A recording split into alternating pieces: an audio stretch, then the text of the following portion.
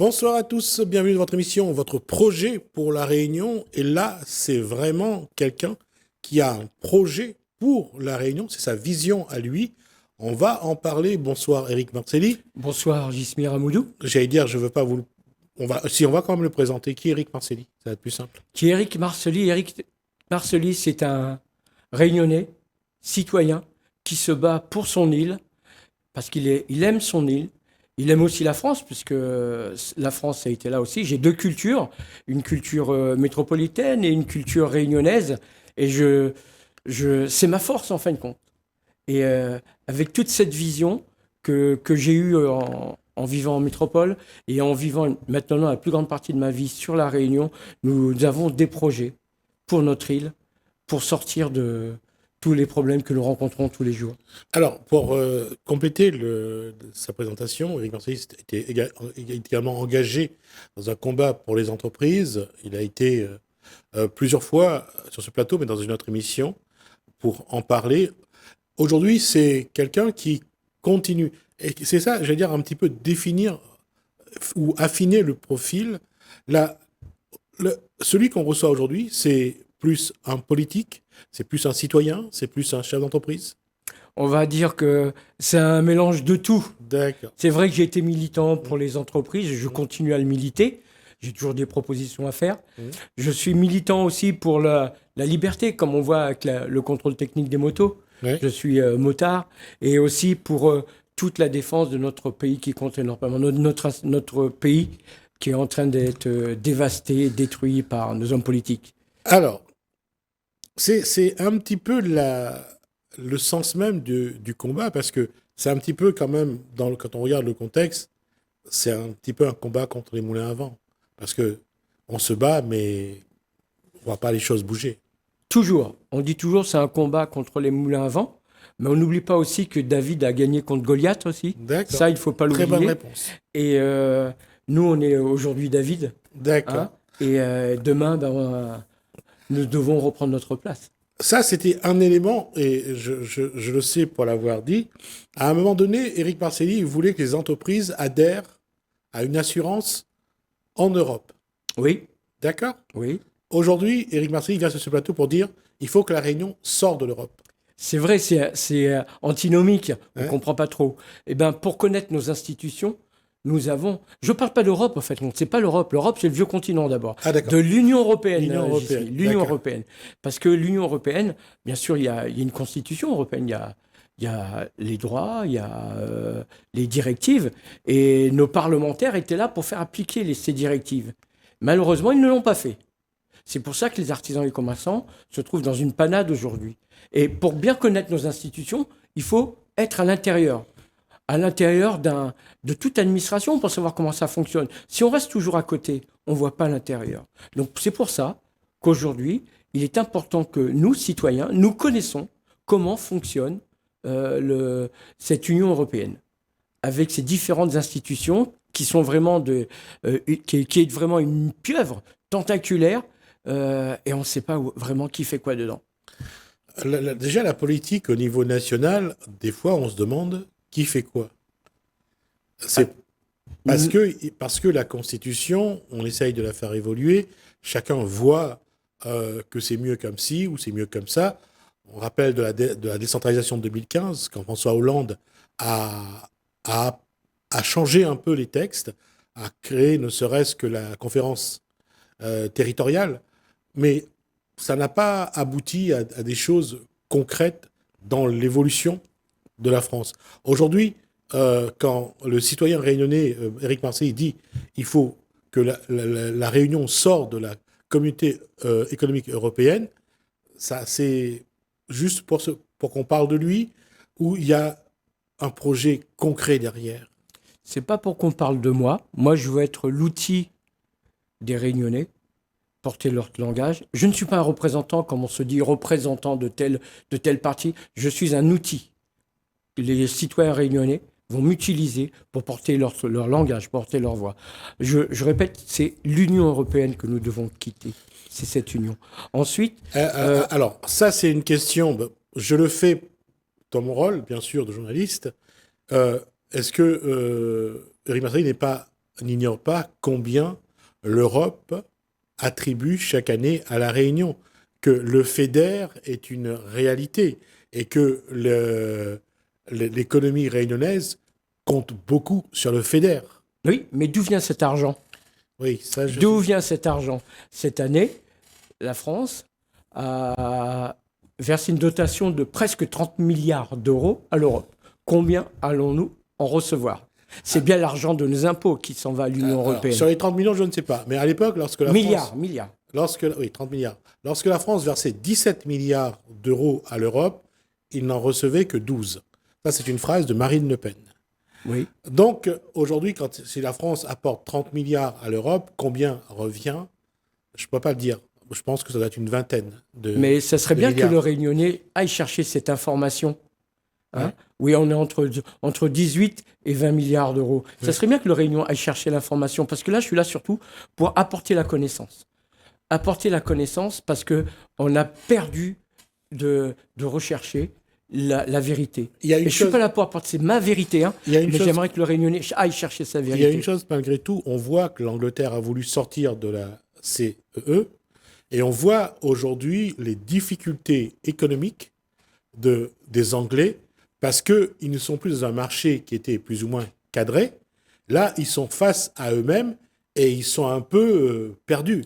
J'ai pas la même information que vous. Ah d'accord. Okay. Je n'ai pas la même information que vous, ouais. Parce que les Anglais s'en sortent très bien actuellement. D'accord. Je ne dois pas très le chômage, il a baissé chez eux aussi, contrairement à nous. Mais toute l'information à ce moment-là, puisque vous en parlez aujourd'hui, je reviendrai avec des sources pour vous montrer que l'Angleterre s'en sort très bien.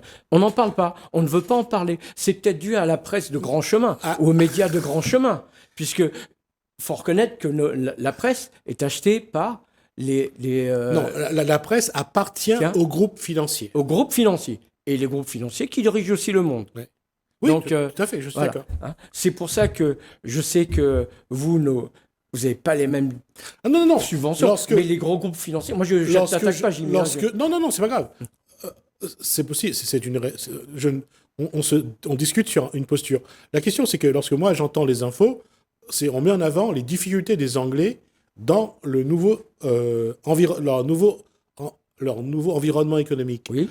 Et les nouvelles données ne sont pas en leur faveur.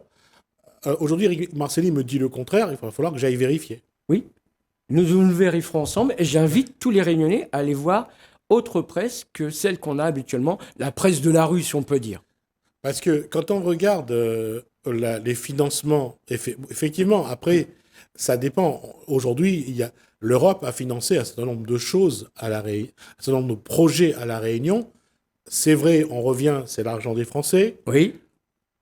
À la rigueur, on aurait pu l'utiliser sans passer par l'Europe. C'est une réalité également. Exactement. Mais quel est l'intérêt aujourd'hui pour que la France ne soit plus un RUP, une région ultra-périphérique? On apportera dans d'autres émissions les avantages et les inconvénients. D'accord. Et ça serait bien. D'accord. Mais aujourd'hui, tout ce que je peux dire aux Réunionnais, c'est que nous avons versé presque 30 milliards en dotation et qu'ils nous en retournent à peu près entre 18 et 20 milliards. Oui, mais ça ne comptabilise pas toutes les facilités que peuvent avoir l'économie dans la circulation des biens, dans la circulation des informations. Peut-être qu'en sortant de l'Europe, le cadre sera différent pour le travail. Mais à nous, le cadre est différent. Actuellement, l'européenne est la source quand même de... les entreprises quittent la France pour aller dans d'autres pays. Aujourd'hui, la délocalisation n'est plus ce qu'elle a été dans les années 90. Ah, mais elles ne viennent pas forcément en France.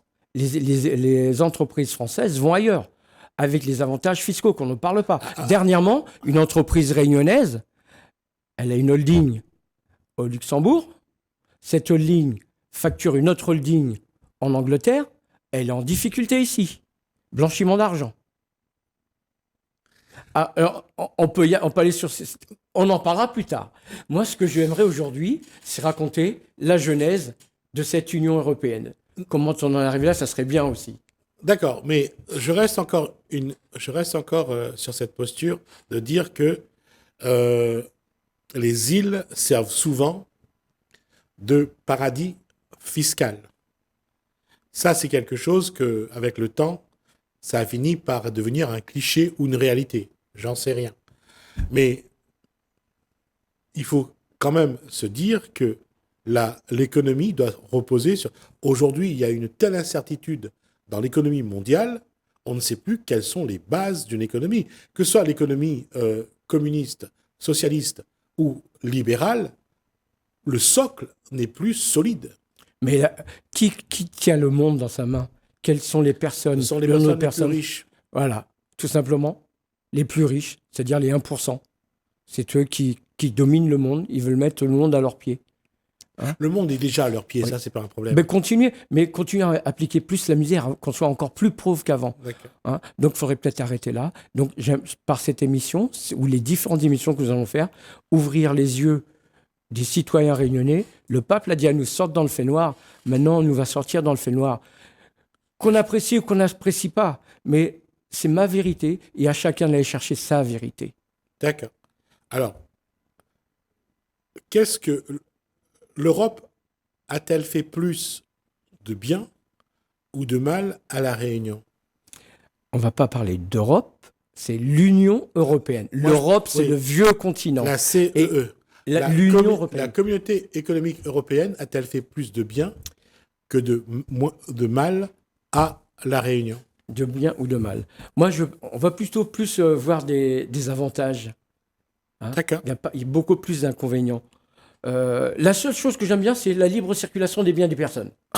Mais encore faut-il qu'il soit appliqué correctement.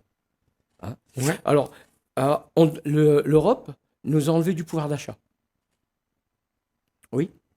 Parce que les 30% qui nous manquent sur ces fonds européens auraient pu servir à La Réunion ou à la France pour avoir des produits moins Encore chers. une fois, Éric Marcelli... Redonner le pouvoir d'achat. Non, on applique stricto sensu, c'est du calcul. On aurait pu avoir ça, mais dans la réalité, on ne mesure pas ce que ça apporte. Soyons honnêtes dans cette démarche. Ça n'apporterait, je veux dire, rien pour moi, à mon sens. D'accord, ok. Il y a eu des avantages pour certaines personnes, pour ces grandes entreprises qui ont été délocalisées, comme on en a parlé tout à l'heure. Mais le citoyen de base, le citoyen moyen, qu'est-ce qu'il a eu? Il n'a rien du tout. L'Europe a fait partir nos administrations aussi. Tout est rendu au privé. Je le rencontre par rapport à mon métier. Avant, on faisait les papiers de carte grise ou les permis de conduire dans chaque sous-préfecture. Maintenant, tout est renvoyé sur Paris. Autrement dit, la centralisation est revenue comme avant, comme à l'époque de Napoléon, on peut dire. Si on va aller chercher plus loin. Tout est centré sur Paris. Et ici, on ne décide plus rien. On voit bien que tout est revenu au numérique, mais centré sur la métropole. Et nous, on ne fait plus rien ici. Et encore, on paye plus cher.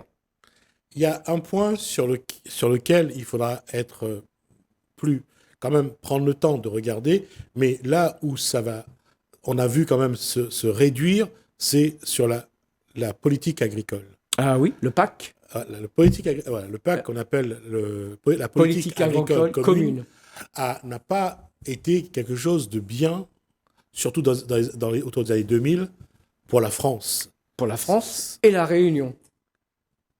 Parce que j'oublie pas mon département, et pour chaque département français. Parce que les Bretons, ils ont les mêmes difficultés que nous, mais c'est chez eux. Les difficultés des Bretons, c'est la pêche. Voilà.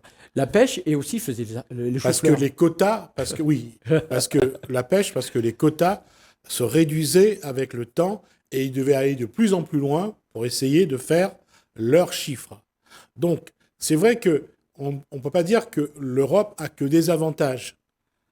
Mais malgré tout, sortir la Réunion de la communauté économique européenne, c'est quelque chose de lourd. De lourd. De lourd. Mais vous parlez de la pêche des Bretons. On a les mêmes difficultés avec les pêcheurs traditionnels. Hein. Je les rencontre sur Saint-Leu, je vois leurs difficultés, tout ce qu'on leur impose. Hein, et ils ne peuvent plus.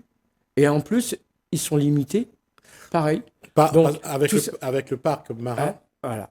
Le parc marin, ouais. Mais aussi tout ce qu'on leur impose sur la pêche. C'est pareil pour notre agriculture réunionnaise. Dernièrement, j'ai entendu que le glyphosate allait repartir pour 10 ans. Pour 10 ans, oui. Hein, j'ai entendu aussi que les boîtes de camembert...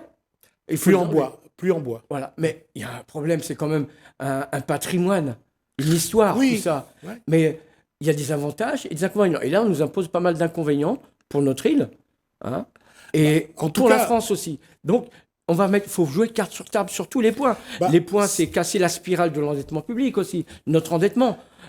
Vous m'avez posé quels sont les trucs. On doit sauver notre agriculture, sauver notre industrie et l'emploi. Hein. Quand je vois tout ce qui était fait avant à La Réunion, qu'on a délocalisé, on a fermé les usines, ces grosses entreprises qui étaient ici, qui ont touché le CIE et qui sont partis avec toutes ces subventions et qui ont fermé les usines et les gens se sont retrouvés sur la paille.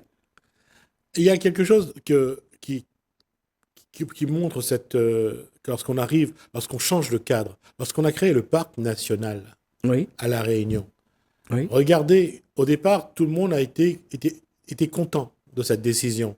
Et plus on a avancé, plus les gens voyaient leur liberté, leur champ d'action se réduire. Oui, Et à un moment donné, ils se sont rendus compte que finalement, le parc, c'était pas aussi bien que ça. mais tout simplement, on nous a caché plein de choses. Dernièrement, je lisais un livre qui a été écrit par celui qui a fait le parc des Fous, là. Le Puy du Fou, Ah, de Villiers.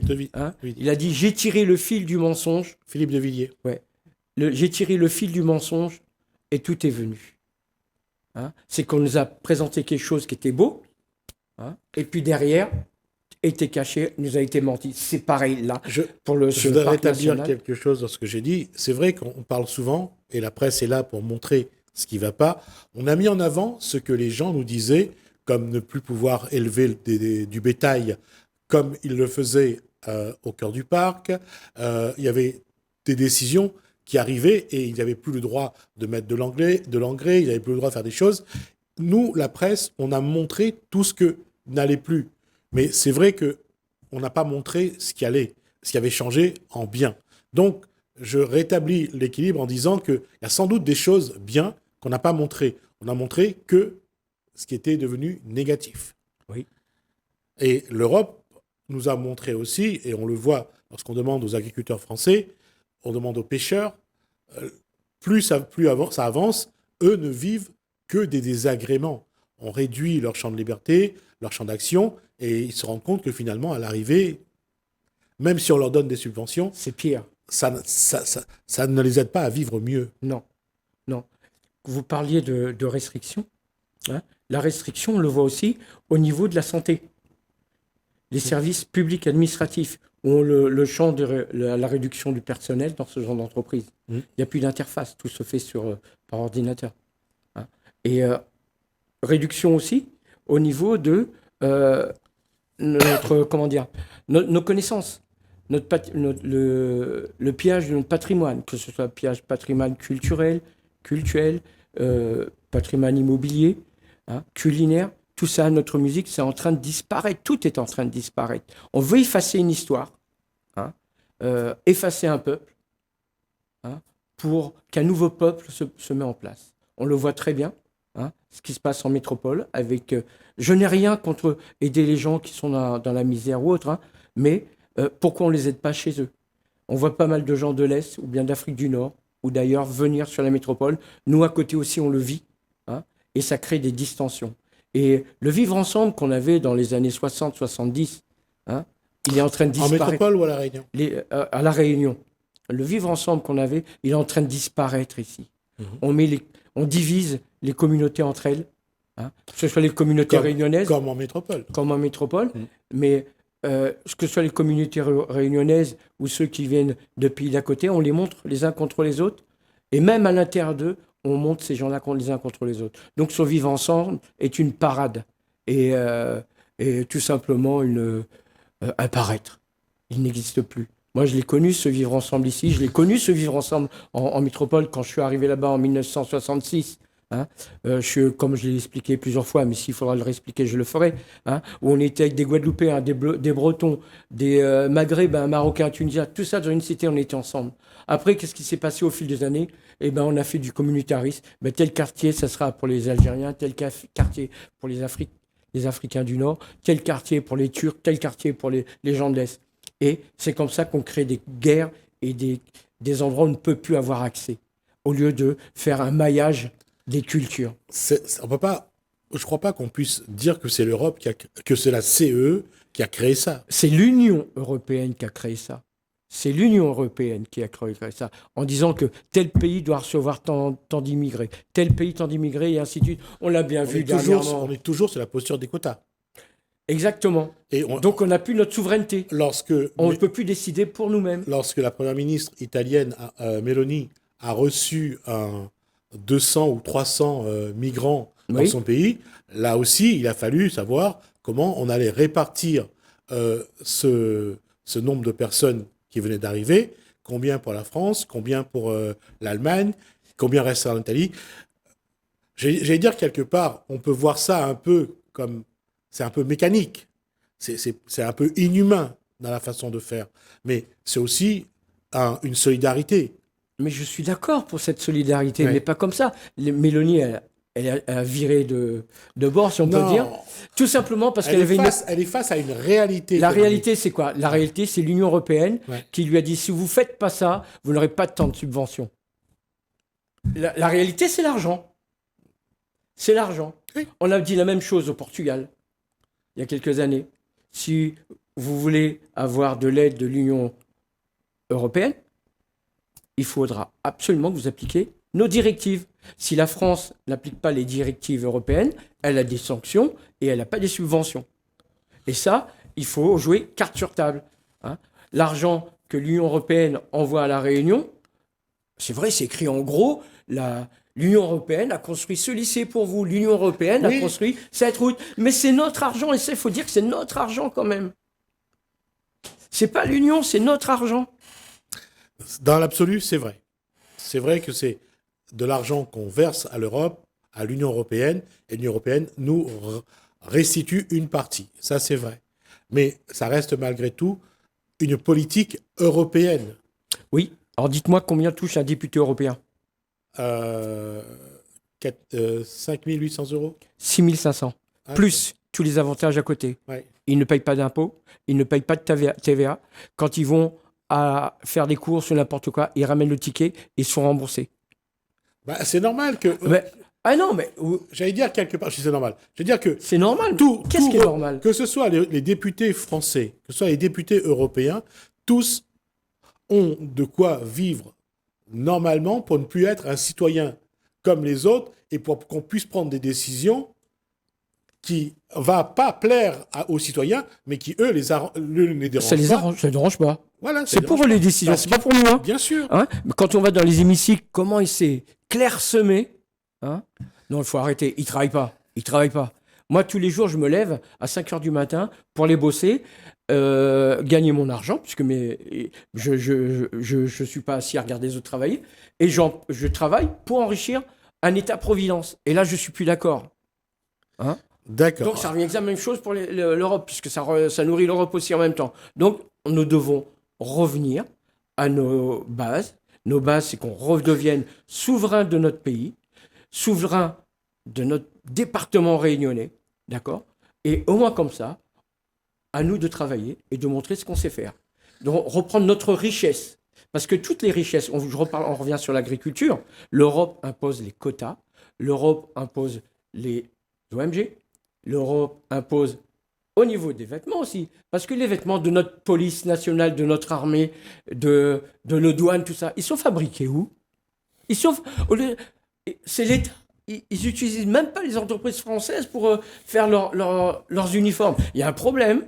Et Garcely, on y reviendra la prochaine fois parce qu'on a déjà largement dépassé le temps qui nous est imparti. Je vous donne rendez-vous la semaine prochaine. Oui. On reprendra sur justement comment l'Europe aujourd'hui décide pour les États. On n'est plus dans ce qu'on appelle un État où l'État a vraiment tous les pouvoirs. On a transmis un peu de ses compétences. Toutes nos compétences, presque. Pas un peu. Comme je dis à mes élèves, c'est pas un petit peu, c'est un grand peu. D'accord. Donc, on le fait grand. On voit ça la semaine prochaine, Éric Marcely. Merci pour cet échange. Donc, vous êtes venu ici en tant que citoyen réunionnais et que pour vous, aujourd'hui, il faut que la Réunion sorte de l'Union européenne. D'accord? Oui. On reprend ça. Prendre un nouveau départ pour la Réunion. On reprend ça la semaine prochaine. Merci à vous de nous avoir suivis. Merci Hélène, merci François. Je vous dis à bientôt.